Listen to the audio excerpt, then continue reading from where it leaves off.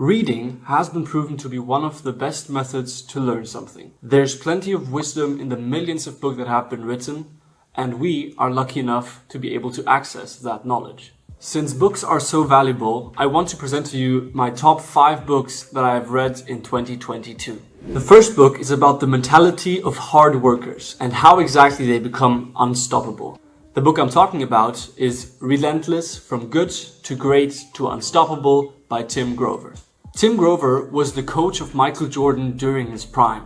So the mentality presented in this book is rooted in sports, but is applicable to any scenario. The main concept that is presented in this book are the 3 types of people: coolers, closers, and cleaners. Coolers don't want to take responsibility and always wait for instructions, and they follow their leader.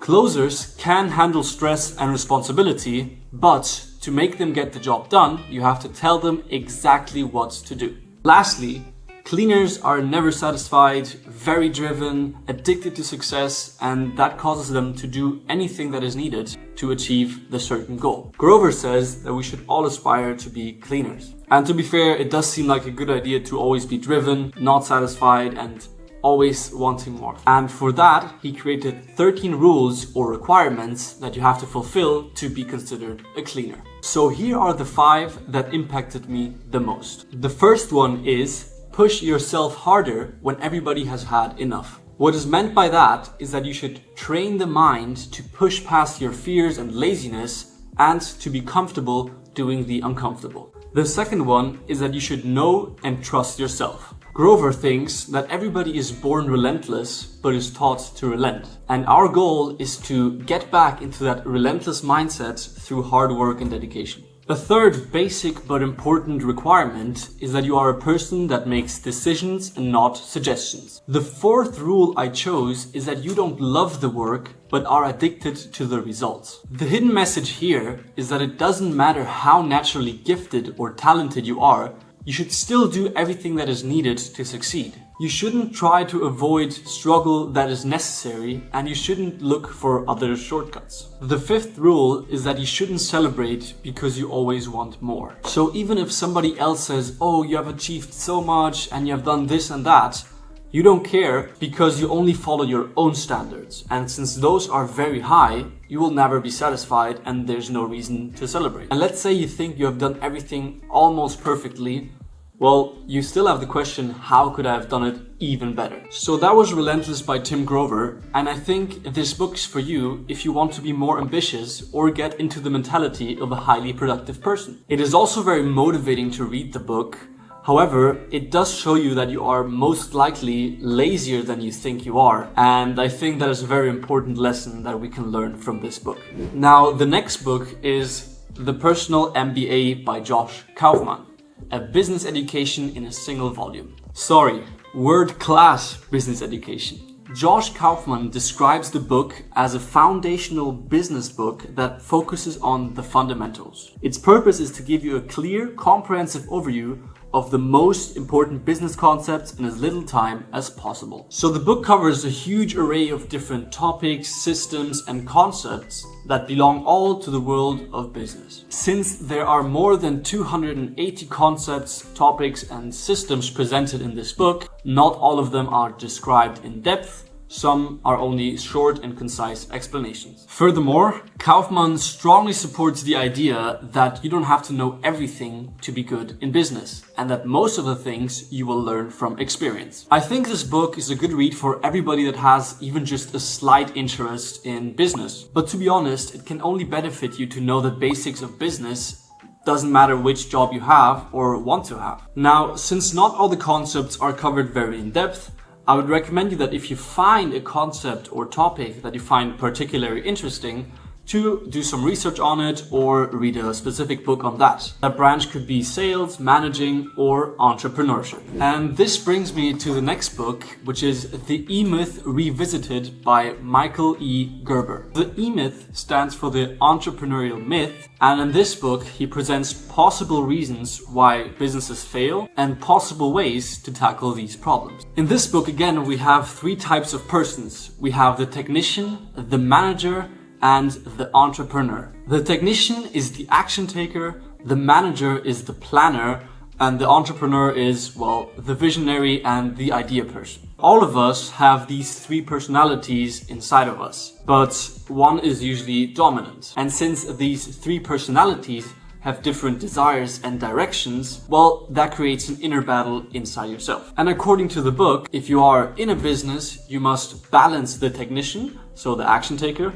the manager, the planner, and the entrepreneur to succeed. In the book, he also talks about building and growing a business. And he thinks that the best way to do this is using the franchise prototype. And this prototype consists in implementing systems that can be run by anyone, ordinary people, so that the business can run without you. The idea behind this big system is that the system runs the business and the people run the system. Uniformity and order are also part of the franchise prototype. Because if you think about a franchise, you might think McDonald's. They always wear the same clothes, the same colors, and have the same menus in every McDonald's you go to in the whole world. This uniformity and order allows you to replicate your business, thus making a franchise out of it. One of the things he mostly emphasizes is that you should not work in your business, but rather on it. And working on your business means developing your business. And for that, he has three main steps. So the first step is to test and implement new ideas. Then you should see if these ideas are actually benefiting your business. And if they are, you should stick to them and repeat them over and over again the exact same way. So that was the third book.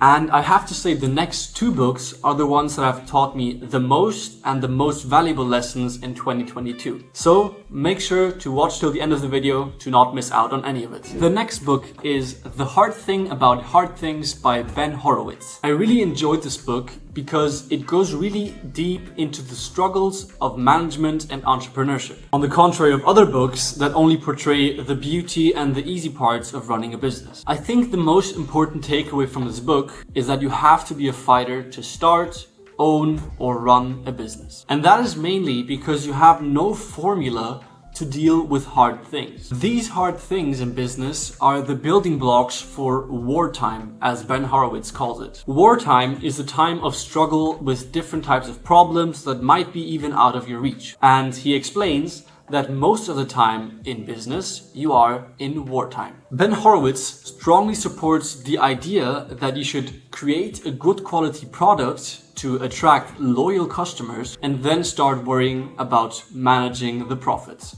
He says that you should hire a team whose ambitions are in accord with the company's vision. He also argues that you should invest into employee training because that will pay off in the future and your employees will feel more valued. Another advice from Ben Horowitz is that you should try to minimize politics and conflicts within your business. And one of the main points of this book is that you should implement single accountability. So holding one person accountable for something. There should always be someone that is held accountable for failure. Because if there isn't, that just creates chaos and nobody knows what to do and nobody's responsible for actually getting things done. According to this book, you should also analyze your business quite a lot. You should evaluate the performance of your employees by taking into consideration the factors of skills, objectives, ability to co-work with others, and innovative ideas. Logically, you should not only evaluate and try to improve how well your employees work and how well they work together, but also improve yourself. And Ben Horowitz strongly advises you to be always honest and authentic with your team, even in hard times. The reason being that you build trust and might be able to more effectively unite your forces, especially in difficult times. So this book is for you if you're thinking about creating a startup, working in a startup, or you're just generally interested in entrepreneurship. It could be also useful if you see your future self working in a position that comes with a lot of responsibility, since it also helps you to overcome psychological struggles in high-pressure situations. Finally, the fifth and last book, and my absolute favorite of the ones that I've read in 2022, and that is Surrounded by Idiots by Thomas Erickson. Now, this book is a true gem. I think this is a great book because it explains and helps you understand a very cool and useful system. It explains the 4 personality types, what their characteristics are, and how you're supposed to interact with each one of them. Knowing about these 4 types of personalities and how to adapt to them helps you have constructive dialogues and to get your point across more effectively.